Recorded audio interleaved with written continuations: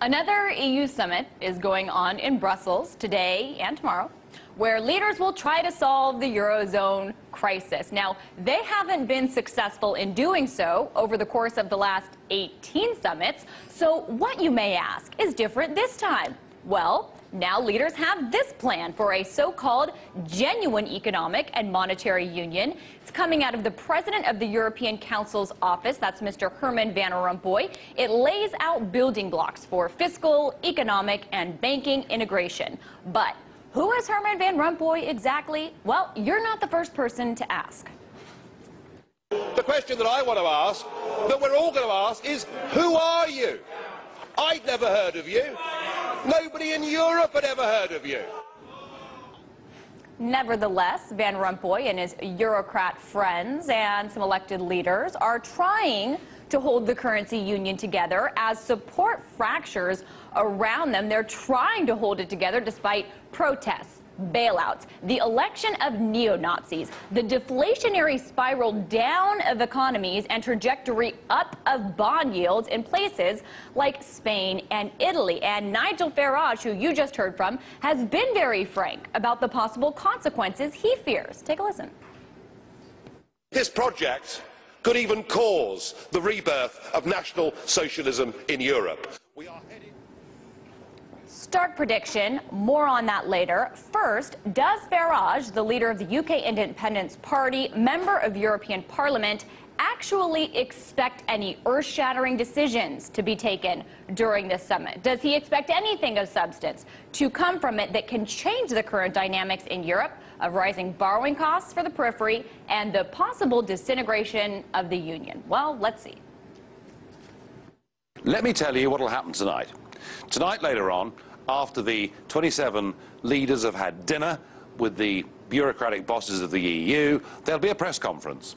At that press conference, Mr. Barroso and Mr. Van Rompuy, the two unelected bosses of the European Union, will put on the table a paper that suggests that we move towards a common European treasury, a paper that suggests that the European Union becomes a debt union, and either Mr. Barroso or Mr. Van Rompuy, or both, in echo of each other, will say that it's an historic document, that it's been a wonderful meeting, that Europe has made a huge stride forward, and that the Eurozone crisis is near the end. That is what will happen. And you know what? Behind that, there'll be leaders of countries from Northern Europe who'll say, we don't subscribe to this, and there'll be leaders from Southern Europe who say, we can't accept the austerity package, and I believe there is absolutely nothing that will come out tonight from this summit that will move us forward by one single inch. So more of the same that we've seen from any number of these summits where nothing has come of them. My question about that, is this a situation where, I don't know, perhaps the media circus and the financial market anxiety surrounding these Eurozone ministers and politicians is making it more difficult for them to deepen integration? Or, hey, have they not been adroit enough in actually exploiting a crisis that's tailor-made as an excuse for further union for those who want it?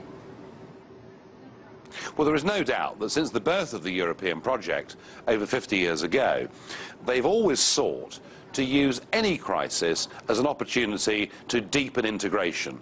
And they're trying to do the same thing again, and that is what Mr. Van Rompuy's paper tonight proposes to do. But there is a problem.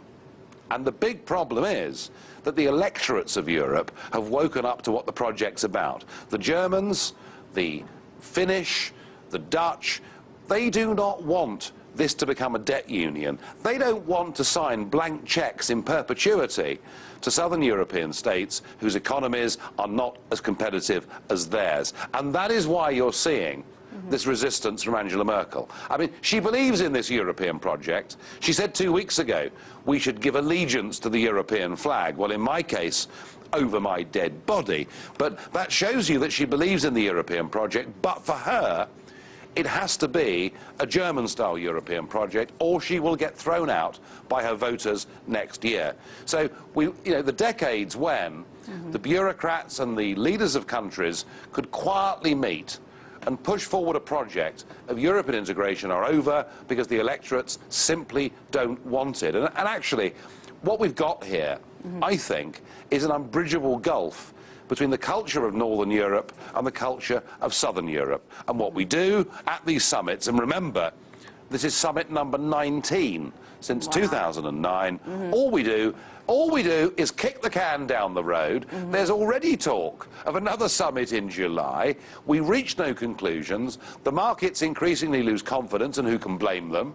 And now we see Spanish 10-year debt, Italian 10-year debt hovering around this sort of critical 7% level. That's right. And the whole thing is headed for a gigantic bust. Well, as you're on those yields, if there is one signal, one objective and clearly visible symptom of the problem with the Eurozone, it's in those rising spreads you're talking about between the surplus countries and the periphery. And the fact that countries as large as Italy, with public debt loads exceeding $2 trillion, are on the precipice of being priced out of the credit markets. And Spain with the 7% yield mark, again, that are considered unsustainable. Do you think the rising borrowing costs for Italy and Spain are of adequate concern to policymakers?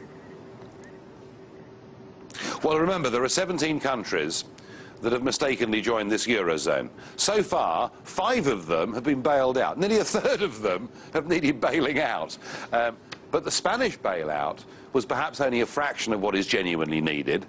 If the Italian bailout comes, there is not enough money in Europe to bail out Italy, which has the 3rd highest level of debt in the world, exceeding $2 trillion, as you quite rightly put in your question. And I think that the markets are telling us that there is a total loss of confidence. The policymakers, the people really in charge of this, appear to be blinded to the whole thing. I mean, Mr. Barroso at G20 in Washington just last week appeared to be living on a different planet. You know, you can only go on kicking the can down the road for so long. I believe there is a very real and genuine risk that over the course of this summer, the markets will overwhelm the whole of the European system. Wow, a prediction there. Let's talk about, though, the plan of those people on another planet that you're talking about, the plan you've referred to for the Eurozone, released by the European Council President's Office ahead of the summit from your friend, Mr. Herman Van Rompuy. Now, there were 4 building blocks laid out.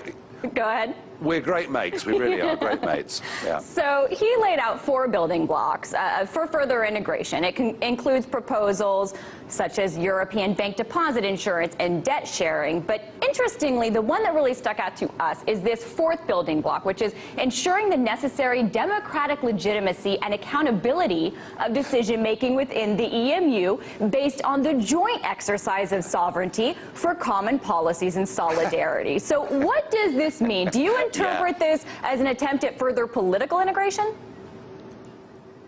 It's just communist speak, isn't it?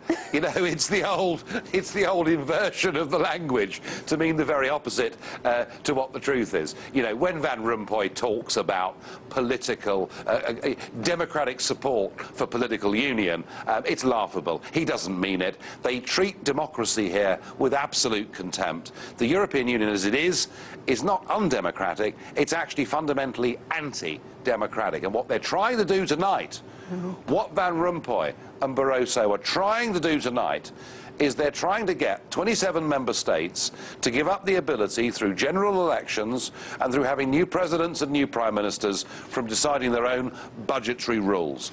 These are very, very bad, dangerous people. They're the worst people we've seen in Europe since 1945, and the fact they put in this document under, as you quite rightly say, point 4, the sop to everybody, pretending that it needs democratic legitimacy, frankly, it is farcical.